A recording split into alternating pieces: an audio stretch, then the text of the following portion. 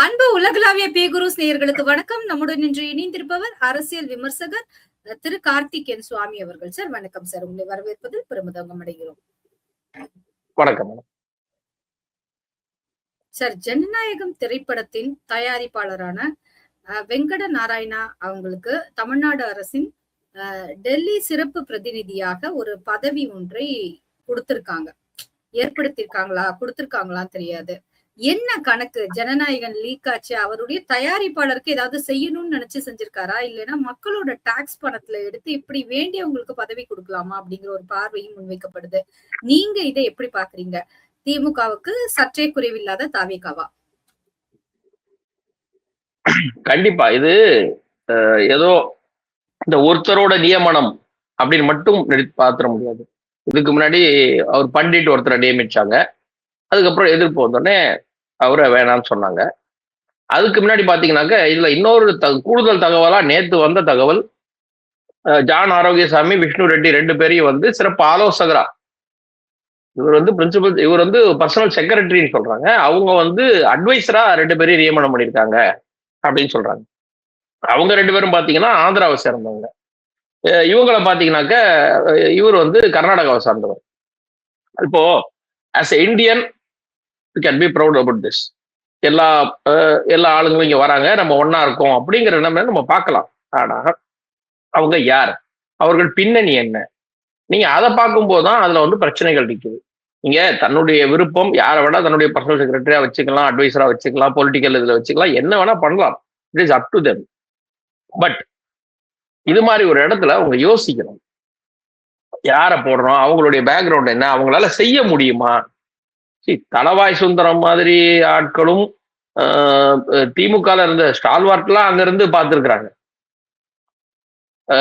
AKS Vijayan நினைக்கிறேன், நாகப்பட்டினம், அவர்லாம் இருந்திருக்காரு. ஜெகையன் இருந்திருக்காரு அதிமுக. பெரிய பெரிய ஆட்கள்லாம் அங்க இருந்திருக்கிறாங்க. ஸோ அவங்களாலேயே ஒரு கட்டத்துக்கு மேல எப்படிங்கும் போது முதல்வர் தான் நேரடியா தலையிட்டதெல்லாம் பேசி சரிப்படி கொடுத்தாங்க. ஆனா இப்ப இவருக்கு அனுபவம் இருக்கா அப்படின்னா இவருக்கு இல்லை. அதை சரி பண்றதுக்கு தான் நடுவில் ஒரு லைசன். அவங்களே யாருன்னே தெரியாம முன்ன பின்ன இதெல்லாம் பார்க்காம நேரம் வந்தாங்கன்னா எப்படி இருக்கும்? இப்போ உதாரணத்துக்கு ஒரு தியேட்டர்ல அந்த டிக்கெட் செக் பண்ணி உள்ள அனுப்புறவர், இந்த டிக்கெட் கிழிக்கிறதுலாம் பழைய காலம், இப்ப டிக்கெட் செக் பண்ணி அனுப்புறாங்கன்னு வச்சுங்களேன். அவர் டைரக்டா டிக்கெட்டு செக் பண்ணி உள்ள அனுப்புறவரு டைரக்டா நான் நாளைக்கு காலையில் படம் எடுக்கிறேங்க, டைரக்ட் பண்ண போறேன் அப்படின்னா எப்படி இருக்கும்? என்ன அனுபவம்? அந்த மாதிரி இவர் யார், இப்ப நியமிக்கப்பட்டிருக்கின்ற இவர் யார், இவருக்கு என்ன பேக்ரவுண்டு? இவர் கன்ஸ்ட்ரக்ஷன் ரியல் எஸ்டேட் கம்பெனில ஒர்க் பண்ணியிருக்காரு, சிஇஓவா சிஎஃப்ஓவா இருந்திருக்காரு 20 வருஷங்கள். படம் எடுக்க ஒரு 6 வருஷம் தான் ஆகுது. இதுக்கே வரும்போதே பிரம்மாண்டமான படங்கள் தான் எடுக்க வந்திருக்காரு. ஏன்னா அவர் அங்க இருந்த நிறுவனம் மிக பெருசு, பிரஸ்டீஜ் அப்படின்னு பெரிய நிறுவனத்தில் தான் இருந்திருக்காரு. 2024 தான் அதை விட்டு வெளில வராரு. வெளில வரும்போது இந்த தாவேகால ஜாயின் பண்றாரு, வெளில வராரு, தாவேகால ஜாயின் பண்றாரு. அந்த நிறுவனம் அங்க மிக பெருசுனாலும் பல கான்ட்ரவர்சியை இவர் காலத்திலேயே அங்க எதிர்கொள்ளப்பட்டது. அந்த நிறுவனம் ரெய்டு நடந்திருக்கு. See unless prove is not கில்ட்டின்னு சொல்லுவாங்க. அந்த மாதிரி இங்க ப்ரூவ் பண்ற வரைக்கும் சொல்ல முடியாது. ஆனால் அந்த நிறுவனம் ஒரு சந்தேக நிலையில இருந்திருக்கு. இவர் காலத்துல ஐடி ரேட் நடந்திருக்கு, டாக்ஸ் எவேஷன் நடந்திருக்கான்னு பயங்கர பிரச்சனையை சந்திச்சிருக்கு. கொரோனா காலத்துல நேரத்துக்கு டெலிவரி பண்ண முடியாம பல பிரச்சனைகளை கம்பெனி சந்திச்சிருக்கு. அதுக்கப்புறம் தான் வெளியே வந்திருக்காரு. ஸோ எப்படி நம்ம வார்த்தைக்கு வார்த்தை திரு பிடிஆர் அவர்களை சிங்கப்பூர்ல 4 கம்பெனி மூடிட்டு வந்தவர்னு இங்க அரசியல் எல்லாருமே இங்க பேசிய பொழுது இவரும் அதே மாதிரி தானே ஒரு நிறுவனத்தில் 20 ஆண்டு காலம் பயணித்திருக்கிறார். அது சரியில்லை, கொரோனாக்கு பிறகு பிரச்சனை வந்தபோது வெளியே வந்துட்டாரு. சரி, இவரை இன்னொன்னு சொல்றாங்க, கன்ஃபார்ம் தெரியாது, ஆனா இன்னொன்னு சொல்றாங்க, இவரு திரு டி.கே. சிவகுமாருக்கு நெருக்கமானவர் அப்படின்னு, நெருக்கமானவர்ன்றாங்க. ஸோ இவ்வளவு விமர்சனங்கள் இருக்கும்போது அவரை ஏன் கொண்டு வரணும்? வேற யாருமே இல்லையா தமிழ்நாட்டுல உங்களுக்கு வரத்துக்கு ஒருத்தருமே இல்லையா அப்படின்னா? இதுக்கு முன்னாடி திரு ஸ்டாலின் அவர்களுக்கு 4 பேர் அட்வைசர் இருந்திருக்காங்க, இல்லாம இல்ல 4 பேர் இருந்திருக்கிறாங்க. அதுல அனுஜார்ஜ்னு ஒரு ஐஏஎஸ், நீங்க நல்லா புரிஞ்சுக்கணும், அவங்க ஐஏஎஸ். பல விமர்சனங்கள் நேத்துல இருந்து வந்துகிட்டு இருக்கு அந்த நியமனத்துக்கு அப்புறம். நைட் எல்லாம் பாக்குறேன், திமுக காலத்துல மலையாளி இருந்தாங்களே, இருக்கலாமா அப்படின்னாங்க. அவங்க ஐஏஎஸ் ஆபீசர், தமிழ்நாடு கேடர்ல 2003 ஒர்க் பண்ணி 20 ஆண்டு காலம் இங்கே அனுபவம் பெற்று தமிழ்நாட்டிலேயே மொத்த சர்வீஸும் பண்ணி 20 வருஷமா அனுபவம் வாய்ந்தவங்க. அவங்க இருக்கிறதுக்கும் ஒரு சம்பந்தமே இல்லாம சினிமால இருந்து ஒருத்தரை கூட்டிட்டு வந்து அவரை வந்து அட்வைசரா போட்டு வைக்கிறதுக்கும் வித்தியாசம் இருக்கிறது. அவங்க சொல்லும்போது கன்னடக்காரர் எப்படி கர்நாடகத்துக்கு வந்து ஆதரவா தான் பேசுவாரு, அந்த இதுக்கு காவேரி பிரச்சனையெல்லாம் நமக்கு எப்படி ஆதரவா இருப்பாரு, மத்திய அரசுல பேச வேண்டிய நேரம் இது. கர்நாடகா நமக்கும் மேகதாது பிரச்சனை இருக்கு, காவேரி பிரச்சனை எல்லாம் வருதுன்னா பேச வேண்டிய நேரம். அப்ப இந்த நேரத்துல இவரை போட்டிருக்கிறது அப்படிங்கிறது ஒரு பெரிய தவறான விஷயமா போயிடும். ஏன்னா இப்ப அவர் தன்னுடைய சொத்துக்கள் வியாபாரங்கள்லாம் அங்க வச்சிருக்காரு. இப்ப அவர் போய் சென்ட்ரல் கவர்மெண்ட் பேசும்போது தமிழக அரசின் பிரதிநிதியாக, சிறப்பு பிரதிநிதியாக டெல்லியில் ஏற்பாடெல்லாம் செய்து முதலமைச்சர் வருகிறார், இவர் கருத்துக்களோடு போகிறார், பேசுகிறார்னா இவர் என்ன சொல்லுவாரு? மேகதாதுல கட்டக்கூடாதுன்னு இவர் சொன்னா இவருடைய தொழில் பாதிக்கும். இவர் மேகதாதுல கட்ட கூடாதுன்னு நாங்க சொல்லலைங்க, ஆனா சொல்றோங்க அப்படின்னு இழுத்தாருன்னா தமிழ்நாட்டோட உரிமை பாதிக்கும். அவருக்கு தர்ம சங்கடம், முதல்வருக்கு தர்ம சங்கடம். இது ஏன் சொல்றோம்னா தமிழ்நாட்டுக்கு தர்ம சங்கடம். எல்லாத்தையும் எதுக்கு நம்மளா வரவழைக்கணும்? இப்போ ஒரு படத்துல அன்வான்டா ஒரு சீனை திணிச்சு அதுக்கப்புறம் அதை கட் பண்ணி எடுக்கிறதோட தேவையே இல்லை, அந்த சிந்தனையே இல்லாம இருக்கலாமே. அதைத்தான் சொல்றோம்.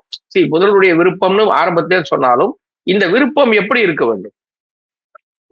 நமக்கு மாநிலத்துக்கு செட் ஆகிற மாதிரி, நம்முடைய சூழலுக்கு பொருந்துற மாதிரி இருக்கணும். அது இல்லை. இதுக்கு இன்னொன்னு இருக்கு. இவர் வந்து 2 நாள் முறையா இந்த வாரத்துக்குள்ளதான் நினைக்கிறேன், இவர் சொன்னாரு, நாங்கள் பெரியாரை எந்த விஷயத்தில் இருக்கிறோம், சில விஷயங்கள் மட்டும் ஏற்கிறோம், கடவுள் அவர் மறுப்பு கொள்கையை ஏற்கவில்லைன்னாரு. கரெக்டா வந்து அதை ப்ரூவ் பண்ணிருக்காருன்னு நினைக்கிறேன். கடவுள் மறுப்பை மட்டும் ஏத்துக்கல, மற்ற எல்லாத்திலையும் ஏத்துக்கிறேன் அப்படின்னு சொன்னத 2 நாட்களுக்குள் அவர் முதல்வர் நிரூபித்திருக்கிறார். ஏன்னு சொல்லிட்டுவா, தமிழன் எவனுக்கும் அந்த தகுதி இல்லையப்பா என்று நான் கூறினேன். 1954 ஜூன் 1ஆம் தேதி வந்த விடுதலை. தமிழ்நாட்டில் ஒரு பச்சை தமிழுடைய அமைச்சரவை ஏற்பட்டுள்ளது நமக்கு பெருமைதான். அப்படி இருக்கும்போது நீ தெலுங்கு கன்னடிய நீ எப்படி தமிழர்களுக்கு தலைவனா இருக்க முடியும் என்று என்ன கேட்டார்கள். தமிழன் எவனுக்கும் அந்த தகுதி இல்லையப்பா என்று நான் கூறினேன் அப்படின்னு இவருடைய கொள்கை தலைவரா இருந்த ஈரோடு ராமசாமி ஸ்டேட்மெண்ட் கொடுத்திருக்காரு 54. இப்ப இவர் என்ன சொல்றாரு? தமிழ்நாட்டு மக்களோட டெல்லி சிறப்பு பிரதிநிதியா இருக்கிறதுக்கு இங்க இருக்கிற யாருமே இல்லை, நான் அதனால கர்நாடகால இருந்து ஒரு சினிமாக்காரரை கூப்பிட்டு வந்து உங்களுக்கு பேச வைக்கிறேன். அப்படிதான் பார்க்கணும். கரெக்டா சொன்னோம்னா இந்த 2 புள்ளி மேட்ச் ஆகுது பாருங்க. இவர் சொன்னதற்கும் அவருடைய கருத்துக்களை ஏற்றுக்கொள்கிறேன்னு சொன்னாரு, அவர் சொன்னதை கரெக்டா செய்யறாரு. அப்போ மக்களுக்கான பிரச்சனையை யார் பேசுவாங்க? ஏற்கனவே அமைச்சர்கள்லாம் எக்ஸ்பீரியன்ஸ் இல்லாதவங்கன்னு இங்க பேர் வாங்கிட்டு இருக்காங்க. ஒருத்தராலையும் 2-3 பேரை தவிர மற்றவங்க எல்லாம் ஹேண்டில் பண்ண முடியாம, எதிர்கொள்ள முடியாம திணறாங்க. அதுவும் இல்லாம எது கேட்டாலும் இதுல ஒரு பிரச்சனை என்ன ஆகுதுன்னு கேட்டீங்கன்னா, இந்த மாதிரி பிரச்சனைகளை நம்ம பேசும்போது இந்த மாதிரி இருக்குதே, உங்க தாவேகால இந்த மாதிரி அமைச்சரவையில இந்த மாதிரி பண்றாங்களே, முதல்வர் எடுக்கிறாருன்னா இதுல பிரச்சனை என்ன ஆகுதுன்னா, இவங்க ஜெயிக்கும் போது என்ன அந்த தேர்தல் ஸ்ட்ராட்டஜி ஒண்ணு பண்ணாங்களோ அதையே இப்பவும் பண்றதுதான் வருத்தம் அளிக்கிறது. ஒருவர் சொல்கிற விமர்சனத்தை ஏற்றுக்கொள்கின்ற பக்குவம் இல்லை. என்ன சொல்றாங்கன்னா, 6 மாசம் கூட ஆகலையே ஏன் கேக்குறீங்க? நியமனம் அப்ப 6 மாசத்துக்குள்ள தானங்க பண்ணிருக்கீங்க, அவரு கொஞ்சம் டைம் கொடுங்க, கேட்காதீங்க அப்படின்னு ஒரு நடிகர் வந்து கூட்டிட்டு போறாரு. எதுக்குன்னு தெரியல. நம்ம என்ன சொல்றோம்னா, இந்த செயல் இப்ப 6 மாசத்துக்குள்ளதானே செய்றீங்கன்னா, இன்னொன்னு என்ன சொல்றாங்கன்னா, இதுக்கே டக்குன்னு ஒரு முட்டு கொடுக்குறாங்க. அதாவது அவர் செய்வது எது செய்தாலும் அவர் செய்வது நியாயம் அப்படிங்கிறது தான் இங்க பிரச்சனை. என்னன்னா, அவரு இல்லைங்க இந்த மாதிரி நியம அறிக்கையெல்லாம் கொடுத்துருக்குறாங்க, எவ்வளவு சூப்பரா பேசியிருக்காரு தெரியுமா? நாங்க சரிங்க, அந்த அறிக்கையில இந்த பிளாஸ் எல்லாம் இருக்கு அப்படிலாம் சொல்லாதீங்க. அவரை பத்தி அவர் எப்படி பேசினார் தெரியுமா, அவர் எப்படி திரும்பி பார்த்தாரு தெரியுமா, அவர் எப்படி கை காட்டாரு, அந்த அறிக்கையை விட்டுறாங்க. அந்த அறிக்கையோட சாராம்சத்துல இருந்து டிவியேட் ஆகி வேலைக்கு போயிடுறாங்க. இப்ப பாருங்க, ஒண்ணும் இல்ல, நேத்திக்கு ஒரு மெராத்தான் ஓடுறாரு முதல்வர், நல்ல விஷயம், ட்ரக்ஸுக்கு வேண்டாம், சே நோ டு ட்ரக்ஸ். அந்த விஷயத்த ஒரு இடத்துலயாவது ஒரு டிவிகே காரங்களாவது ப்ரொபகண்டா பண்ணாங்கன்னு சொல்லுங்க. பண்ணல. அவர் எப்படி கைது போட்டார் தெரியுமா, அவர் டிஷர்ட் போட்டதார் தெரியுமா, கூலிங் கிளாஸ் போட்டார் தெரியுமா, அவர் திரும்பி கை காட்டார் தெரியுமா? அந்த எதுக்காக நடத்தப்பட்டது அந்த மெயினை விட்டுறாங்க. விஜய் என்ற தனி மனிதரை மட்டும் பூஸ்ட் பண்ணிக்கிட்டே இருக்கிறதுல மட்டும் தான் இருக்காங்க. அவர் ஆதவ ஒரிஜினா கேட்கவே வேணாம், எல்லா இடத்துலயும் வந்து ஏதாவது ஒன்று சொல்லிடுறாரு. இந்தியாலேயே முதல் தடவையா மேரத்தான் ஓடினவர்னாரு. 12 கிலோமீட்டர் ஓடினவர்லாம் அங்க இருக்காரு, 8 கிலோமீட்டர் ஓடினவர்லாம் இருக்காங்க. முதல்வர் ஆல்ரெடி ஓடி இருக்கிறாங்க. காஷ்மீர் உமர் அப்துல்லா அவர்ல இருந்து எல்லாருமே இருக்குதுங்க. இப்போ இந்த அரசாங்கம் என்பது வெறும் விளம்பரங்களை மட்டுமே மீண்டும் மீண்டும் செய்து கொண்டிருக்கிறது அப்படிங்கிறதா இதுல இருந்து தெரியுது. இப்ப இந்த நியமனம் நமக்கு வெளியில வந்துருச்சு, இவரோட நியமனம் வெளியில வந்துருச்சு. மத்த 2 பேர் நியமனம் ஏன் என்ன வெளியில விடல அவங்க? ஏன் அறிக்கையை பப்ளிக் ஆகல அவங்க? அப்ப என்ன சொல்றாங்க, அந்த மாதிரிலாம் இல்லையே. எங்க நம்ம கேள்வி கேட்கும் போது என்ன சொல்றாங்கன்னா, செய்தி வந்திருக்கு, நம்ம சொல்றோம் செய்தி வந்திருக்கு, அதுதான் நம்ம எடுத்து கேட்கிறோம். அது சும்மா ஃபேக் நியூஸ் நம்பாதீங்க. அது இல்ல அப்பெல்லாம் அதிகாரப்பூர்வமா வந்திருக்கான்னு கேட்டாங்க. ஒரு செய்தி நிறுவனம் அதை போட்டிருக்கிறாங்க. முதல்வர் சொன்னாரா? இல்லைங்க, முதல்வர் தாங்க கொடுத்ததா. அந்த முதல்வர் வாயை திறந்து சொன்னாரா? அப்பதான் ஏத்துப்போம். இது என்ன கதையா இருக்கு? முதல்வர் சட்டமன்றத்தை வர வெளியில் பேசுவதே இல்லை, எல்லா கான்ட்ரவர்சியும் அவர் தவிர்த்துட்டாரு. முதல்வர் என்கிட்ட சொன்னாதான் ஒத்துப்பேன், இல்லைன்னா மாட்டேன். அப்போ இதுதான் இங்க பிரச்சனை. இந்த நியமனங்கள் எதற்காக, ஏன்னு அவர் தான் விளக்கம் கொடுக்கணும், முதல்வர் சொல்லணும். சரி, இதே மாதிரி மற்றொரு நியமனம் நீங்க ஸ்டார்ட் பண்ணும்போதே கரெக்டா சொன்னீங்க. ரத்தன் பண்டிட் அவங்கள ஒரு ஆலோசகரா நியமிச்சு அது பின்னாடி பின்வாங்கப்பட்டதுன்னு சொல்லிட்டு எதிர்ப்பு கிளம்பியதும், இதே போல ஒரு எதிர்ப்பு கிளம்பும் என்பதற்காகவே முன்னாடியே போடப்பட்ட ஒரு நியமனம் ஒன்று முதலமைச்சர் விஜயின் பிறந்த நாள் அன்று வெளியிடப்பட்டு அவருடைய தனி செயலாளராக இப்ப யார் எல்லாரும் இன்ஸ்டாகிராம் போன்ற சோசியல் மீடியாக்களை இன்ஃபுளுயன்ஸ் செய்து இந்த மாதிரியான ஒரு பெரிய சமுதாயத்தை கேப்சர் பண்ணாங்கன்னு ஒரு குற்றச்சாட்டு வைக்கப்பட்டிருக்கோ, அவருக்கு இவருடைய தனி செயலாளராக அந்த பதவி கொடுக்கப்பட்டிருப்பது குறித்து முதலமைச்சரின் பிறந்த நாள் அன்று வெளிவருகிறது. சோ இதுல என்ன கணக்கு இருக்கு? அதுலயாவது ஜனநாயகனை அவரை எடுத்து படம் லீக் ஆயிடுச்சு, அவருக்கு நஷ்டம் அதிகமாயிடுச்சு. ஏன்னா மலேசியால கூட்டிட்டு போய் ஆடியோ லான்ச் வச்சிருக்காரு, அவருக்கு பெரிய நஷ்டங்கிற ரீதியில அவருக்கு உதவி செய்ததாக வைத்துக் கொண்டாலும் கூட இதுல என்ன உள் விஷயங்கள் இருக்கு? ஏன் இவருக்கு தனி செயலாளர், அதுவும் இவ்வளவு நாட்கள் கழித்து அது சமூக வலைதளத்தில் வெளியிடப்படுவது ஏன்? இல்ல, இந்த முதல் விஷயத்தையே நான் சொல்லிடுறேன். அவர் ஜனநாயகன் படம் எடுத்தார், நஷ்டமாகி விட்டார், அந்த படம் வெளியில வரல. அதுக்கப்புறம் பைரசி லீக் ஆச்சு, எல்லாம் வந்தது. பைரசி லீக் ஆச்சு, அதனால அவருக்கு எல்லாம் வந்தது இருக்கட்டும். அதுக்கு அவருடைய சொந்த காசெல்லாம் கொடுக்கணும். ஏங்க என்னுடைய வரிப்பணத்தை எடுத்து அவர் கொடுத்து சரி கட்டுறது எந்த விதத்துல நியாயம்? அதுவே முதல்ல தவறு. ஏன்னா அவர் என்ன வச்சு படம் எடுத்தாரு, நஷ்டமாயிட்டாரு, நான் அவருக்கு அரசு பதவி கொடுக்குறேன்னா ஏன் வரிப்பணத்துல அவருக்கு எப்படி கொடுக்க முடியும்? ஏன் கை காசை போட்டு படம் பார்த்துதான் இவருடைய படத்தை நாங்க ஓட்டியிருக்கோம், அதுல இருந்து தான் இவர் கொடுத்துக்கணும். ஆனா என் வரிப்பணத்துல இருந்து எடுத்து மாசம் மாசம் அவருக்கு சம்பளம் தருவேன்னா நான் என்ன கேட்கிறேன், 500 கோடி அவருக்கு நஷ்டம். இப்ப நீங்க இதுல கொடுக்குற 10,000 ரூபாய் சம்பளத்துல சரியா போயிடுமா? இதுக்கு ஐ திங்க் 10,000 20,000 அலவன்ஸே மொத்தமே. அவருடைய சொத்தே அதிகம். 500 கோடியில படமே எடுத்த மனுஷன் 3 படம் எடுத்திருக்காரு அட் டைம்ல. தமிழ், தெலுங்கு, கன்னடம் 1500 கோடிக்கு எடுத்திருக்காரு. அவருக்கு இந்த 20,000 ரூபாய் சம்பளம் ஒரு கணக்கா? அந்த பதவி என்பது மினிஸ்டருக்கு ஈக்குவலான பதவி. அமைச்சருக்கு மத்திய அமைச்சருக்கு அந்த ஈக்குவலான ஒரு அந்த இதுல சொல்லுவாங்க அவரை. நம்ம எப்படி மத்திய அமைச்சர், மாநில அமைச்சர் அந்த புரோட்டோகால்லாம் இருக்கோ அந்த புரோட்டோகால் இவருக்கு வரும். அப்போ அந்த இடத்துல கொண்டு போய் உங்க படம் எடுத்து நஷ்டமான ஒருத்தரத்துக்கு ஏன் காசுல போட்டீங்கன்னா அடுத்துக்கு வருவோம். இந்த இன்ஃபுளுசருக்கெல்லாம் ஏன் கொடுக்குறாங்க இதுல அப்படின்னாக்க, நிறைய பேருக்கு மந்திரி சபையில இடம் கொடுக்க முடியல. நிறைய பேர் எதிர்பார்த்தாங்க என்னெல்லாமோ நமக்கு கிடைக்கும், எம்எல்ஏ சீட் கிடைக்கும்னாங்க, கிடைக்கல. எம்எல்ஏ சீட்ல நிறைய ஜெயிச்சவங்களுக்கு மந்திரி பதவி அதிகமா கொடுக்க முடியாது, கணக்கு இருக்கு, இவ்வளவுதான். ஸோ அதுல நிறைய இந்த மாதிரி ஆட்கள் எல்லாம் எப்படி தக்க வைக்கணும் ஒரு பதவி? இது ஏற்கனவே நடைமுறையில இருக்கிறதா. நீங்க திமுக, அதிமுக யார் ஜெயிச்சாலும் சரி, காங்கிரஸ் கட்சியோ கூட்டணி கட்சியோ எல்லாரையும் ஒரு வாரிய தலைவர் ஆக்கிறோம். ஒரு வாரியத்துக்கு தலைவரா போடுவாங்க. அவங்களும் என்ன பண்ணுவாங்க, நான் கதர் வாரியம், நான் இதுல இருக்கேன் அதுல இருக்கேன்னு சொல்லிட்டு சுத்திட்டு இருப்பாங்க. அந்த மாதிரி அவங்களுக்கு செஞ்சவங்களுக்கு ஏதோ ஒரு விதத்துல செய்யணும். எப்படி செய்ய முடியும்? சரி சும்மா தானே இருக்கு, அரசு கஜனால காசு இல்லைன்னு சொன்னாங்க, ஆனா இத்தனை நியமங்களுக்கும் காசு கொடுக்கணும். ஆனா சரி எல்லாரையும் போட்டு விடு சும்மா அப்படிம்பாங்க.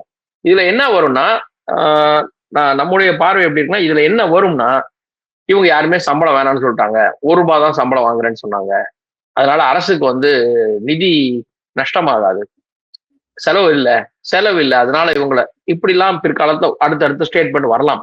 ஆனால் இது தவறான முன்னுதாரணம். கட்சிக்காரங்க எல்லாருக்கும் பதவி கொடுத்து மொத்தமாவே வைக்கிறதுங்கிறது கட்சியை பலப்படுத்துவது, ஆனா ஆட்சியை பலப்படுத்துவது கிடையாது. ஆட்சியை பலப்படுத்தணும்னா அது வேறு விதமாக செய்ய வேண்டும். ஆட்சிக்கு யார் வேணும், என்ன வேணும்னு கேட்கணும். ஆந்திரால டெல்லி ரெப்ரசன்டேட்டிவ் யார் தெரியுங்களா? ஆந்திரா சார்பா IAS ஆபீசர் ஐஏஎஸ் ஆபீசரை போட்டிருக்கிறாங்க. அவங்க ஒன்றும் கட்சிக்காரங்களையோ ஏன் சந்திரபாபு நாயுடுவோட குடும்பம் ரொம்ப பெருசு, எவ்வளவோ பேர் இருக்கிறாங்க, எம்எல்ஏவா இருக்காங்க. யாருன்னா ஒருத்தர் தூக்கி போட்டிருக்கலாமே. என்டிஆர் அவருடைய குடும்பம் அவ்வளவு, இன்னும் சொல்ல போனா அங்க உட்கு அந்த ஃபேமிலியில உள்ள பூசல் நிறைய இருக்கு. சரி கட்டுறதுக்கு யாரான ஒருத்தரத்துக்கு உனக்கு ஒரு பதவி தர வாப்பான்னு சொல்லி போட்டுருக்கலாம்ல, போடலையே. நரலோகேஷ் அவர் பேசும்போதே சொல்றாரு, எங்களுக்கு இதெல்லாம் வேணும்னா, பேசுறதுக்கு ஒரு ஆள் வேணும்னா, இவங்கள மாதிரி ஒரு ஆள் வேணும்னா கணக்கு போட்டு வச்சிருக்காங்க. இங்க அந்த கணக்குகள் இல்லை. ஏன்னா முதல்வருக்கே சரியாக சொல்லப்படவில்லைங்கிறதா நம்முடைய குற்றம். எப்படி சென்ற ஆட்சியில ஸ்டாலின் அவர்களுக்கு எந்த விஷயத்தையும் மறைச்சிட்டு எது இருந்தாலும் தலைவரே நீங்க தான், தலைவரே நீங்க தான் நாங்களோ, அதே மாதிரி இப்ப இவருக்கும் தவறான தகவல் கொடுக்கிறார்களோ என்ற சந்தேகம் எழுகிறது. Okay sir. சார், நம்ம அடுத்து கேட்க விரும்புகிறது என்னன்னா, தொடர்ந்து தாவேகா அரசு மத்திய அரசோட நாங்க வந்து ஒரு இணக்கமான போக்கை தான் செயல்படுத்த விரும்புறோம் அப்படின்னு சொல்லிட்டு திமுக மாதிரியே ஒன்றிய அரசுன்னு கூப்பிட்டுட்டு இருந்தவங்க திடீர்னு மத்திய அரசுங்கிற மோடுக்கு மாறுறாங்க. சோ இவங்க செய்யும் சில பதவிகளோ இல்ல பதவி ஏற்படுத்துதலோ அதெல்லாம் வெளியில பெரிய அளவுல தெரியக்கூடாது அப்படிங்கிறதுக்கான ஒரு மறைமுக முயற்சியா மத்திய அரசுடன் இணக்கமான ஒரு ஒப்பந்தம். இல்ல அப்படி இல்ல.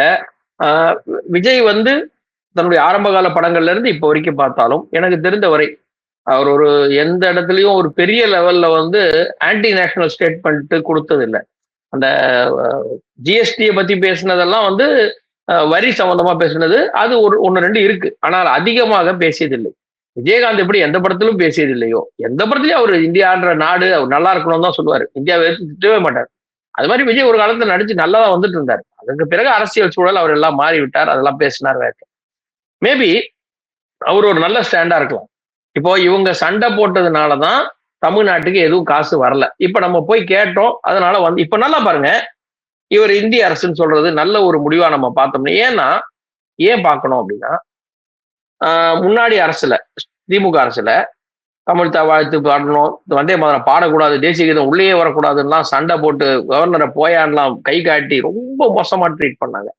ஆனா இப்ப இவரு பிரதமரை சந்தித்து விட்டு வந்தார்.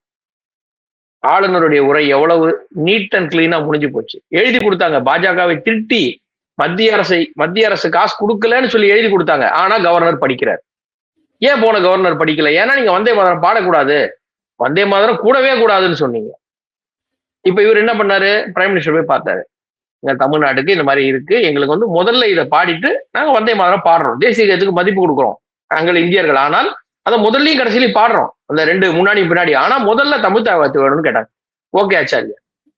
சோ அந்த விதத்தில் இவர் இந்திய அரசுன்னு சொல்றது ஒரு மாற்றம். ஆனால் இது எப்படி பார்க்கணும்னா, ஒரு இந்த தாவேகாவின் மாற்றமா ஒன்றிய அரசுன்னு சொல்லிட்டு இருந்தது இது மாற்றமாங்கிறத விட திமுகல இருந்து இங்க வந்து கூட்டணி வந்தாங்கல்ல, அந்த கட்சிகளுக்கு ஒரு பெரிய ஷாக்கா இருக்கும்.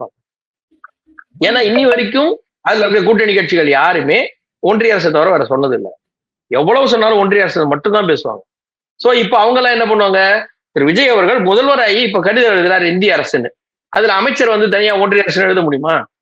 இனி இந்த கூட்டணியில இருக்கிற அமைச்சர்கள் எல்லாம் இந்திய அரசு தான் எழுதணும். இப்ப ஒன்றிய என்ன பண்ணுவாரு? என்ன எழுதுவாரு மேல?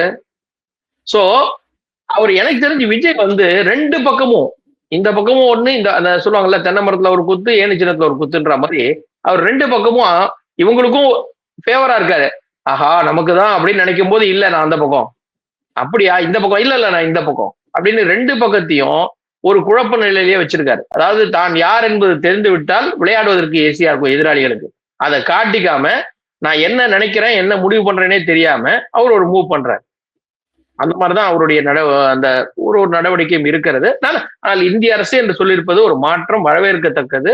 கண்டிப்பாக இதை அனைத்து அமைச்சர்களும் அனைத்து எம்எல்ஏக்களும் பேசும்போது சொல்லணும்னு கொண்டு வந்தார்னா இன்னும் சிறப்பாக இருக்கும். ஏன்னா நான் சொன்ன மாதிரி அவர் எந்த இடத்துலையும் இந்தியாவை துண்டாடணும், இந்த படத்துல டைலாக் வந்து இந்தியாவை உடைக்கணும், நான் யார் தெரியுமா அப்படின்லாம் அவர் பேசுனதே கிடையாது. அதிகம் எந்த இடத்துலயும் இந்தியான்றதை பேசல. அரசியல் ரீதியா கட்சிகளை விமர்சனம் பண்ணியிருக்காரு, அதெல்லாம் பண்ணியிருக்காரு. ஆனா அவரு தான் ஒரு இந்தியன் அந்த ஒரு இடத்துல இருந்து எந்த இடத்துலயும் மாறி போய் நிறைய தமிழ் இயக்குநர்கள் படம் எடுத்துட்டு இருக்காங்க, அவங்களாம் விருது வேற வாங்கியிருக்காங்க. ஆனா அவங்கள மாதிரிலாம் இல்லாம டீசெண்டா இருக்கிறவரு இந்த இடத்துல அது அவருடைய அந்த நிலையை நம்ம கண்டிப்பா பாராட்டணும். ஒரு இந்தியனாக அதை வரவேற்கணும். சார், மற்றொரு விஷயமாக உங்ககிட்ட கேட்க விரும்புறது என்னன்னா, சார் சூப்பர் சார். நீங்க நல்லா பண்ணியிருக்கீங்க அப்படின்னு எதிர்பாராத இடத்துல இருந்து ஒரு பாராட்டு. வி த லீடர்ஸின் நிறுவனரான திரு அண்ணாமலை அவர்கிட்ட இருந்து ஒரு பாராட்டு போயிருக்கு விஜய்க்கு. தொடர்ந்து அப்பா சாமி இதை மட்டும் பண்ணீங்களே, இதெல்லாமும் சேர்த்து பண்ணுங்க சார் அப்படின்னு சொல்லிட்டு ஒரு பெரிய லிஸ்டே கொடுத்திருக்காரு அவரு கையில. சோ இதை எப்படி பாக்குறீங்க? இந்த டெட்லி காம்போன்னு நம்ம முன்னாடி பேசணும், உங்களுக்கு ஞாபகம் இருக்கான்னு தெரியல. டிவிகே பிளஸ் அண்ணாமலை அந்த காம்போ இனி வரும் காலங்கள்ல உருவாக சாத்தியம் இருக்கா? இல்ல, டிவிகே பிளஸ் அண்ணாமலைன்னு உருவாகுதா, இல்ல இவங்க சொன்ன மாதிரி 2 பேருக்கு தான் இங்க போட்டி, டிவிகே அண்ணாமலை 2 அரசியல் மட்டும்தான் இங்க இருக்கும்ன்ற நிலைமை வருதா அப்படிங்கிறது பார்க்கணும். ஏன்னா அண்ணாமலை அவர்கள் தனியா இயக்கம் கண்டு நான் தனி இயக்கத்துக்கு போகிறேன்னு சொல்லும் போது அவர் அடுத்து 31 நம்மளுடைய இலக்குன்னு சொல்லிட்டாரு. இலக்குன்னு சொல்லும் போது அவர் கூட்டணியோட போனா விஜய்க்கு தான் இது இலக்கு, விஜயை முதல்வர் ஆக்குவதுதான் இலக்குங்கிறது வேற. அவர் எனக்கு இலக்கு 2031 கிளம்பிட்டார். சோ அவர் தனி. ஆனா பாராட்டுதல் என்பது இங்க கண்டிப்பா இந்த நேரத்துல அவரை பாராட்டி ஊக்குவிக்கிறது அப்படிங்கிறது ஒரு எதிர்கட்சியா இருக்கவங்களோட கடமை. நீங்க சட்டமன்றத்தை பாருங்க, விஜய் அவர்கள் ஸ்டாலின் அவர்களை பற்றி அப்பாவை காணும் அப்படின்லாம் ஏதோ ஒரு அந்த இதெல்லாம் சொல்றாரு, ஒரு சின்ன கதையெல்லாம். எடப்பாடி உட்காந்து ரசிச்சுட்டு இருக்காரு. பரவாயில்ல, நம்ம பேச முடியாத ஒருத்தர் பேசுறாருப்பான்னு ரசிச்சுட்டு இருக்காரு. அது ஒரு காம்ப்ளிமெண்ட், அந்த சிரிப்புங்கிறது ஒரு காம்ப்ளிமெண்ட். அவங்க உட்காந்துட்டு அப்பா நம்ம சொல்ல முடியல, நம்ம சொன்னாதான் நம்மளை திட்டுறாங்க, பரவாயில்ல சொல்லட்டும் இவங்க அப்படின்ற மாதிரி போறாங்க. சோ அந்த விதத்துல அண்ணாமலை அவர்கள் சொல்லி இருப்பது ஒரு பாராட்டு, ஊக்கம். அதே நேரத்துல என்ன சொல்றாரு, நீங்க இதை செஞ்சுட்டீங்க, இதெல்லாம் செய்யுங்க, இத்தனை பேர் மேல அலிகேஷன் இருக்கு, செய்யுங்க, இவ்வளவு நான் ஏற்கனவே பேசியிருக்கேன், ஞாபகப்படுத்துறாரு, நான் ஏற்கனவே இதெல்லாம் பேசியிருக்கிறேன். அதாவது இதுல ஒரே கல்ல 2 மாங்காய், இதெல்லாம் நான் உங்களுக்கு முன்னாடி இங்க பேசினவே, உங்களுக்கு முன்னாடி பார்த்தவே, உங்களுக்கு சீனியர் பொலிட்டீஷியனு, நான் லைன்ல தான் இருக்கேன், இதெல்லாம் நான் இன்னும் மறந்துடல, பாஜக இருந்து வெளில வந்தேங்கிறனால இதெல்லாம் மறந்துடுவேன்னு நினைக்காதீங்க யாரும் என்று அனைவருக்குமான ஒரு சிக்னல் ஒண்ணு. இன்னொன்னு, இப்ப இருக்கிற ஆளுங்கட்சிகிட்ட இதெல்லாம் எடுத்து சொல்லி வேகமா பண்ணுங்க, இந்த முறையில பண்ணலாமேங்கும் போது அது அவர்களுக்கு ஒரு நெருக்கடி. பண்ணலைன்னா திமுகவோட பி டீம். பண்ண ஆரம்பிச்ச உடனே நேதி வந்துட்டாரு. இது அவர் யார் தெரியுமா, மூத்த தலைவர். அவர் அவர் மேல பழிவாங்க நடவடிக்கை எடுக்காதீங்க, லஞ்ச ஒழிப்புத்துறை எடுக்கிற நடவடிக்கைய பழிவாங்க நடவடிக்கை எல்லாம் எடுக்காதீங்க, பாவம் அவரு அப்படின்னு நேத்தே ஒருத்தர் ஓடி வந்துட்டாரு. அப்போ யோசிச்சு பாருங்க, அண்ணாமலை அவர்கள் இதெல்லாம் இன்னும் கிண்டி கிளறி எடுத்து கொடுத்தால் என்ன ஆகும் நிலைமை. அதாவது இந்த 2 கைகள் 4 ஆனால் இருவருக்கு ஏதான் எதிர்காலம் சொல்லுவாங்கல்ல, அந்த மாதிரி இந்த இந்த 2 பேரும் சேர்ந்தாங்கன்னா அட்லீஸ்ட் தமிழ்நாட்டில் இருக்கிற அந்த ஊழலுங்கிற மிகப்பெரிய விஷயத்தை ஒழிச்சிட்டு, நம்ம 2 பேர் சேருவோம், இந்த ஊழல் எல்லாம் ஒழிச்சிருவோம், அப்புறம் நீயா நானா பாத்துக்குவோம் அப்படின்னு வந்தாங்கன்னா நல்ல விஷயமா இருக்கும். நல்ல விஷயம்தான்.